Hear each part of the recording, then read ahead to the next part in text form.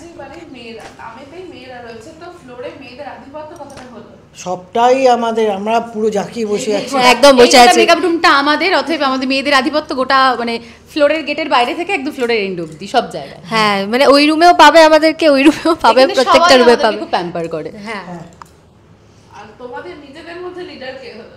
না এরকম লিডার নেই, আমরা সবাই সমান, আমরা সবাই সবার নিজের সমান। হ্যাঁ, আমি বয়োজ্যেষ্ঠ বলে যে আমি লিডার হব এমন কোনো ব্যাপার নেই, বরঞ্চ ওদের থেকে আমি অনেক কিছু শিখছি, এবং ওরা মাঝে মধ্যে জিজ্ঞেস করে দিদি এটা কি, তোমার পুরনো কোনো অভিজ্ঞতা থাকলে বলো, এই গল্প এই তো শেয়ার করে করেই আমাদের কিছু না, আমরা সবাই মিলে এখানেই বসি, এখানেই গল্প করি, এখানে একটা টেবিল এসে যায়, লাঞ্চের সময় আমরা এখানে খাওয়া দাওয়া করি, যে বাড়ি থেকে যে যা এনেছে সব শেয়ার করি। অনেকে হেয়ার ড্রেসার, মেকআপ আর্টিস্ট সবাই এসে আমরা এখানে বসে একসঙ্গে খাই। আচ্ছা, এই গল্পটা একটা সাহিত্য নির্ভর গল্প, যেটা অন্য গল্প থেকে আলাদা। মানে যদি কেউ নিজেরা লেখা হয় সেক্ষেত্রে অনেক দিন ধরে আমরা দেখি যে সিরিয়াল লিঙ্গার চলছে, তাতে কখনো দর্শকরা বিরক্ত হন, কখনো আবার মনে হয় যে বেশি তাড়াতাড়ি শেষ করে দিল। সেখানে এটা দর্শকরা প্রথম থেকেই জানছে যে একটা লিমিটেড টাইমে চলবে। তো এই দুটো সিরিয়াল মানে দু ধরনের সিরিয়ালে করার অভিজ্ঞতা তোমাদের কিরকম? আমার তো ভীষণই, মানে দেখো আমি 22 বছর বাদে আবার এই সাহিত্য সেরা সময় করছি, 2002 পর আবার 2024, মাঝখানে বিশাল গ্যাপ। তখন ওই মানে মানুষের যারা নতুন যে ধরনের খালি লিখছে সেই ধারাবাহিক সিরিয়ালের মধ্যে মানে ওই রকম কাজ করছিলাম। তাতে যেটা বললেন যে হচ্ছে না, 3 মাসে শেষ হয়ে যাচ্ছে কোনটা, মানে আশা মিটছিল না, যে চরিত্রটা তৈরি করছিলাম সেই চরিত্রটা হতে হতে শেষ হয়ে যাচ্ছে, কিংবা মাঝখানে বন্ধ হয়ে যাচ্ছে। এইগুলোতে কী হচ্ছে না, মানে কাজের যেটা স্যাটিসফ্যাকশান সেটা হচ্ছিল না। সেখানেই সমরেশদার এই গল্পটা যখন মানে ডিরেক্টর রাজা বসে আমাকে ফোন করে বললেন যে দিদি এরকম একটা গল্প তৈরি করবো আমি, তুমি কি করবে? তা আমি আর না করিনি, তার কারণ কি একটা অক্সিজেন পাবো, যেটা এই ধারাবাহিকগুলোর মধ্যে পেতাম না। মানে আজকে কী করব সেটা জানি না, তাতে আদৌ ভালো হবে কি খারাপ হবে সেটাও জানি না, কিন্তু এখানে আমি জানি যে কি করতে আসছি। আমি আগে থেকে স্ক্রিপ্ট চলে যায় আমাদের কাছে, আমরা সে গল্পটা আমরা জানি যে কত দূর যাবে, এবং তারপরে আজকে কি সিন আছে তার জন্য নিজেদের মধ্যে আমি গাড়িতে আস্তে আস্তে তো অনেক সময় ভাবতে থাকি যে এরমভাবে আমি কাজটা করতে চাই, এবং তার সঙ্গে যদি ডিরেক্টরের ভাবনাটা মিলে যায় তো মানে সোনায় সোহাগা, এবং সেটা ম্যাক্সিমাম সময় সেটা হয়েছে, যার জন্য মানে আমি দিনের শেষে খুব একটা স্যাটিসফ্যাকশান নিয়ে বাড়ি যাচ্ছি। বহু বছর, 22 বছর বাদে বলছে, কিন্তু যে 22 বছর বাদে একটু অক্সিজেন নিয়ে বাড়ি যাচ্ছি। একদমই, দেখো আমরা অভিনেত্রী, আমরা তো সেটা ওয়েব হোক, টেলিভিশনের অন্য মিডিয়াম হোক, আকাশাট হোক, আমরা তো কাজ করতে চাই। এবার কোনো মেগা যদি 3 মাসে বন্ধ হয়ে যায় সেটা তো আমাদের এক্সপেকটেশনের বাইরে, সেখানেও আমরা হয়তো 100% দিয়ে কাজ করব, আমরা এখানেও 100% দিয়ে কাজ করব। এখানে একটা উপরি পাওনা, যেটা দিদি বলল যে সাহিত্য নির্ভর কাজ তো যেটা বাইরে কোথাও হয় না, তো সেটা এখানে হয়, এবং সেখানে আমাদের কাজটা খুব অন্তর ছুঁয়ে যায়, মানে কাজটা করার জন্য সেই ইচ্ছেটা খুবই বেশি থাকে, এবং আগে থেকে গল্প জানা, আগে থেকে আমাদের চরিত্রগুলো প্রতিদিন আমরা চরিত্রের মধ্যে বাঁচছি, মানে আমাদের এখানে শিডিউল অনেক বড় অনেক প্রচুর সিন থাকে। তো আফটার প্যাকআপও হয়েছে, আমি বাড়িতে গিয়ে পরের দিন শিডিউল দেখে কী সিন আছে, মানে আমি যে কস্টিউমটা ছেড়ে বাড়ি চলে যাচ্ছি তার মানে আমি চরিত্র থেকে বেরিয়ে যাচ্ছি, এটাও হচ্ছে না। আমি বাড়িতে গিয়ে নিজের কাজকর্ম গোছানোর পরেও আমি দেখছি যে পরের দিন কী সিন আছে সেটাও নিয়েও নাড়াঘাটা করছি, তো কোথাও দাঁড়িয়ে তখন আমি চরিত্রের মধ্যেই হয়তো বাঁচছি। আবার সকালে এসে গাড়িতে পিক আপ করার পর দেখছি ফোন খুলে কী সিন আছে আমার, তো যেহেতু আমরা সবটা জানি। আর অন্য মেগাতে কি হয়, আমরা জানি না, আমরা গিয়ে স্ক্রিপ্টটা পাই, তখনই যতটুকু প্রাণ দিতে পারি আমরা সেইটুকুই, মানে বলছি কথা, আমি বলছি কথার কথা আর কি, যে দিনের দিন পাই, এটা যেমন আমাদের চলে গেছিল একদমই, মানে আমি তো 22 বছর সেই অভ্যাসটা আবার ফিরে পাচ্ছি, ভালো লাগে।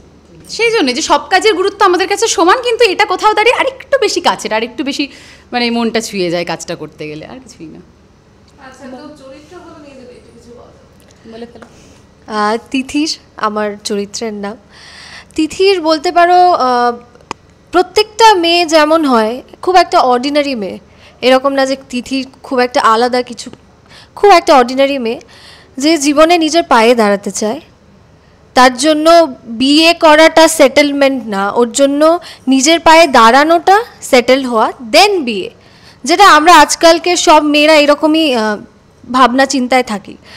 কিন্তু তিথির তার মানে নিজের স্বপ্নর সাথে সাথে তার জন্য তার বৌদির স্বপ্ন বলো, তার মায়ের স্বপ্ন বলো, সবার স্বপ্নই ওর জন্য খুব ইম্পর্ট্যান্ট।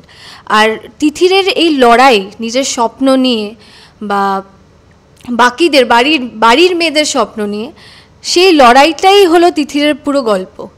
সেখানে তিথির নিজের বাড়িতে ওর অনেক কিছু ফেস করতে হচ্ছে, নিজের কাজের জায়গাতে গিয়ে অনেক কিছু ফেস করতে হচ্ছে। আর এই গল্পতে একটা মজার জিনিস আছে যেটা আমি বলবো না এখন, সবাই যখন দেখবে তখন জানতেই পারবে যে এই গল্পতে আবার আরেকটা গল্প আছে। তো এটা আপনারা দেখলে এটা বুঝতে পারবেন। তো এই জিনিসটা নিয়ে আমি তিথির আর স্নেহা যদি বলি, আমরা অনেক কানেক্ট করতে পারি, কারণ কিছুটা স্নেহার লাইফস্টাইল, তিথিরের লাইফস্টাইল পরে যে গল্পটা হতে চলেছে তার সাথে ম্যাচ হয়। তো তিথির আর স্নেহা খুব একটা আলাদা নয়, কারণ স্নেহা খুব একটা অর্ডিনারি মেয়ে, আর তিথিরও তাই। শুধু ওকে অর্ডিনারি ওই জিনিসটাই বানায় না যে ওর স্বপ্নের জন্য লড়াই করতে পারে আর লড়াই করতে চায়, তার জন্য ওর বাড়িতে হোক বা বাইরে হোক ও সব জায়গায় সেটার জন্য চেষ্টা করে, কারোর হেল্প না নিয়ে। স্ট্রেট ফরওয়ার্ড, হ্যাঁ, মেয়ে নিজের পায়ে দাঁড়াতে চায়, পরিবারের সাথে থাকে, পরিবারকে ভালোবাসে, পরিবারকে ভুলে নিজের ক্যারিয়ারের প্রতি ফোকাস করে না আর কি। তো বৌদি আর মার সাথে সম্পর্কটা কিরকম? মার সাথে তিথির মাকে খুব ভালোবাসে, কিন্তু হয় না যে দুজনের মাইন্ডসেটটা খুব আলাদা, আর কিছুই না, দ্যাটস দ্য অনলি ডিফারেন্স।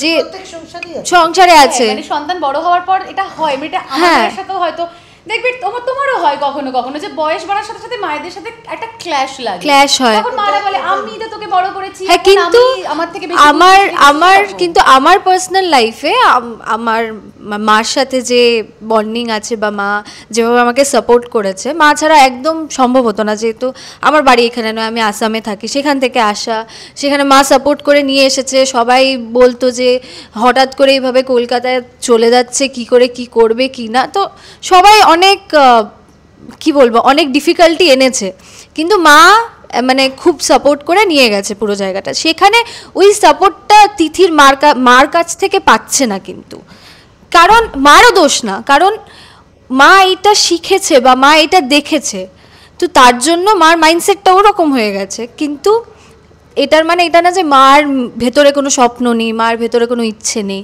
পরিবারের চাপে এসে কোথাও না কোথাও মহিলারা বা আমাদের বাড়িতে যারা আমাদের মা আছে বা কাকিমা যারা সবাই আছে, তো সবাই কোথাও না কোথাও এগুলো চেপে দেয়। তো মার অবস্থাটাই হলো তাই।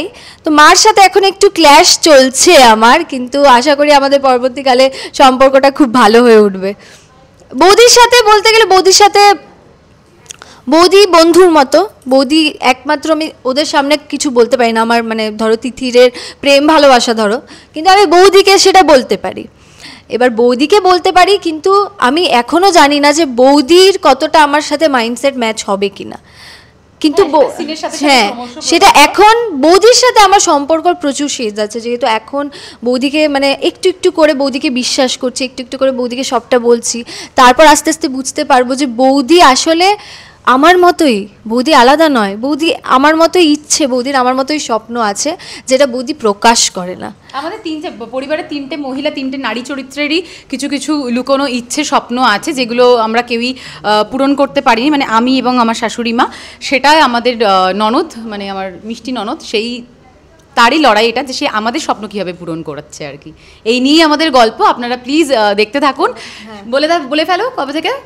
18ই নভেম্বর, সোম থেকে শনি, সন্ধ্যে 7টার সময়, চ্যাটার্জি বাড়ির মেয়েরা, ঠিক আকাশের পর্দায়।